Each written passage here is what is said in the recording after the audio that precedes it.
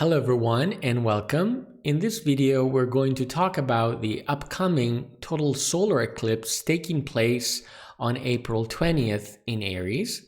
So this is the first eclipse of the year, which is going to start eclipse season 1. So let's take a look at 2023 eclipses. So here, as you can see, we're going to have, first off, a total solar eclipse happening in Aries, followed by a penumbral lunar eclipse taking place on May 5th.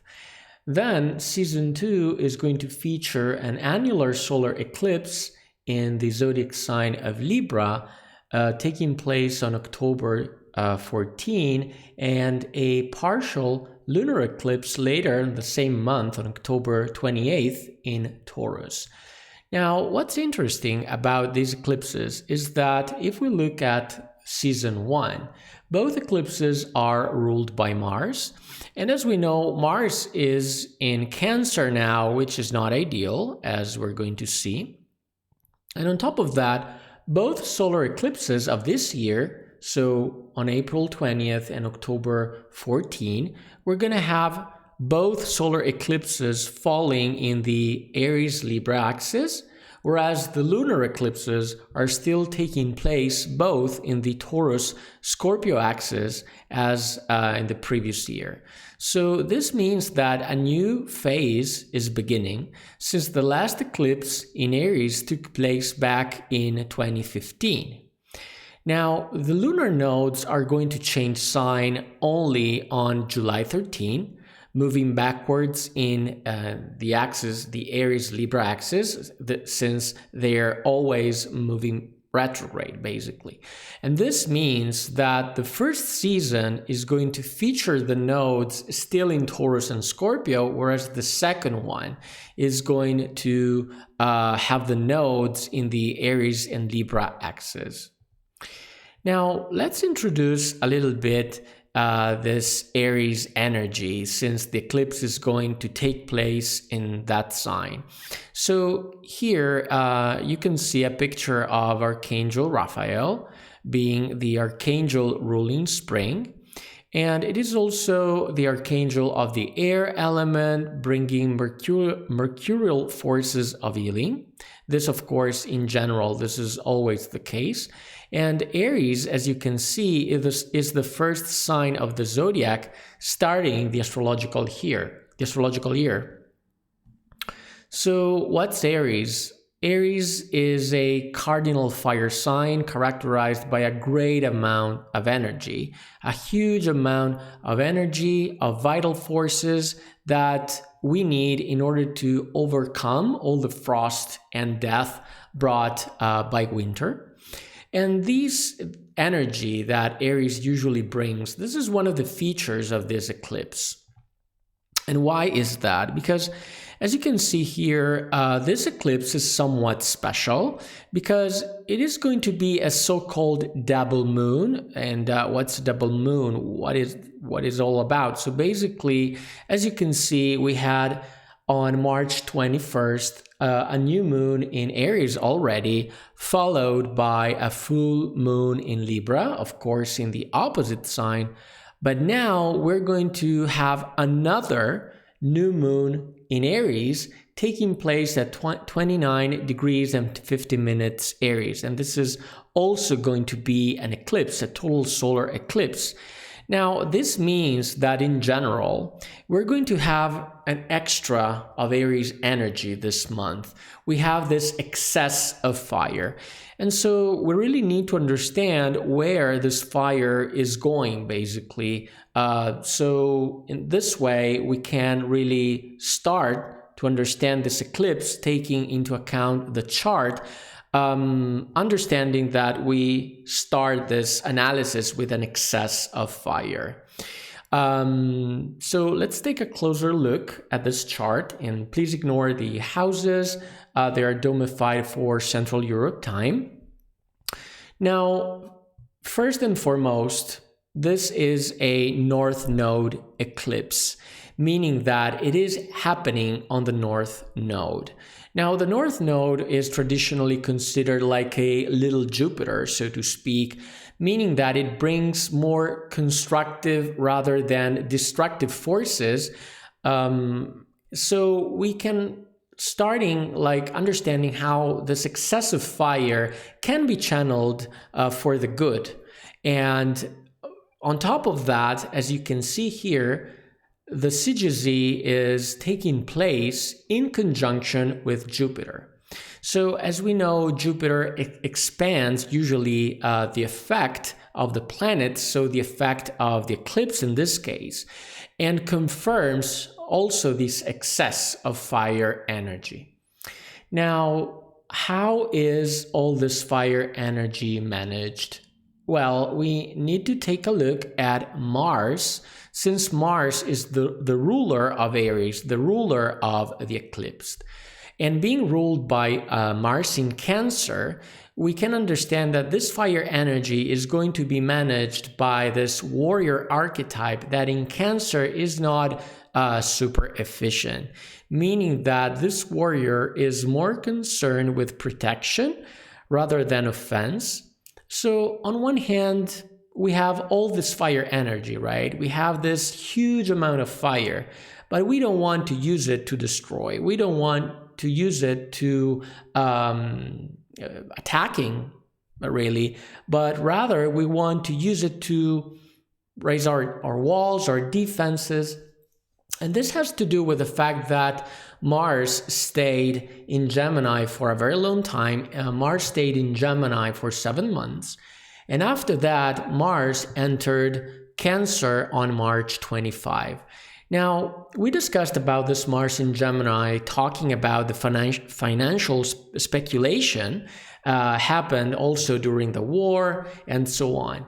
And we know that when Mars starts this process of financial speculation, and when it enters Cancer, the place of its fall, this means in general that we can witness to the midterm consequences of the speculation. And this happened. This happened precisely with Mars entering Cancer, and we saw banks failures and also bank crisis going on. So all this fire to protect ourselves also has to do with this dynamic of financial speculation and protecting ourselves from this perspective. Now, on top of that, we have a hard square creating a more energy or complicating this scenario, because as you can see here, the eclipse is featuring a out of sign square with Pluto in Aquarius.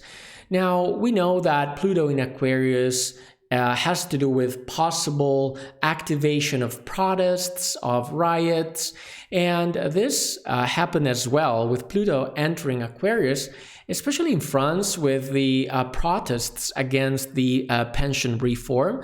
So we want to pay attention to this as well. People that in order to protect themselves, they start protesting and definitely activating in this regard this Pluto in Aquarius. So we know that we need to monitor the situation of this Pluto in Aquarius, because it is going to stay in this sign for only 3 months. And so this is going to provide some extra information about this placement, which is going to be part of the next 20 years.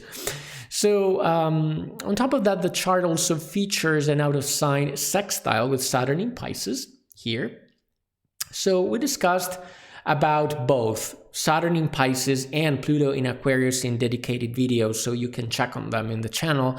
However, in general, Saturn in Pisces is all about disillusionment.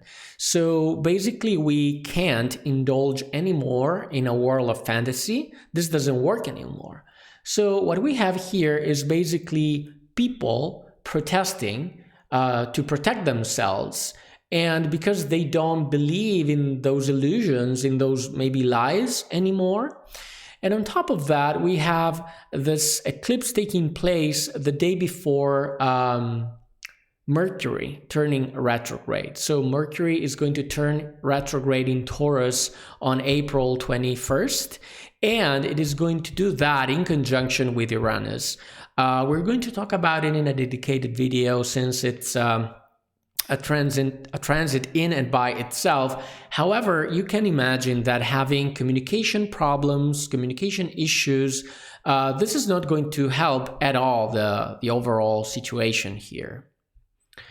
So this is a brief summary of the main features of this eclipse.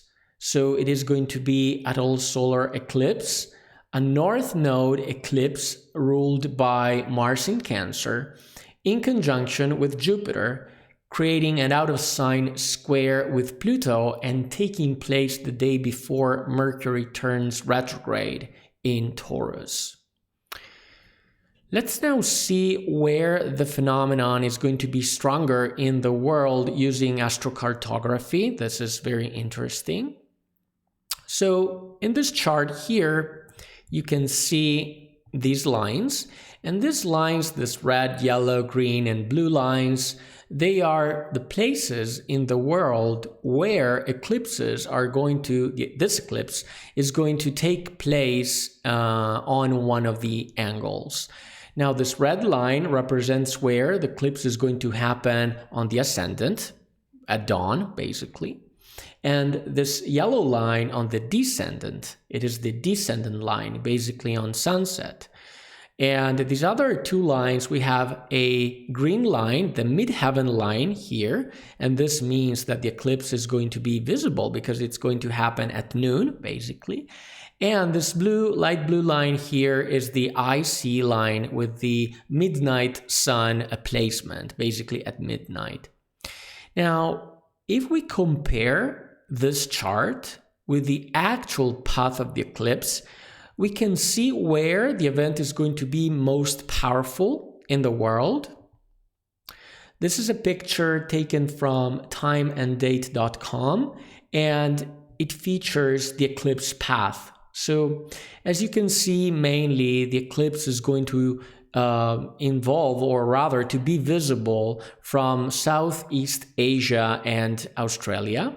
And since the MC line was falling here, we can definitely point out at this region of the world, at this continent really, as the most affected area by the eclipse.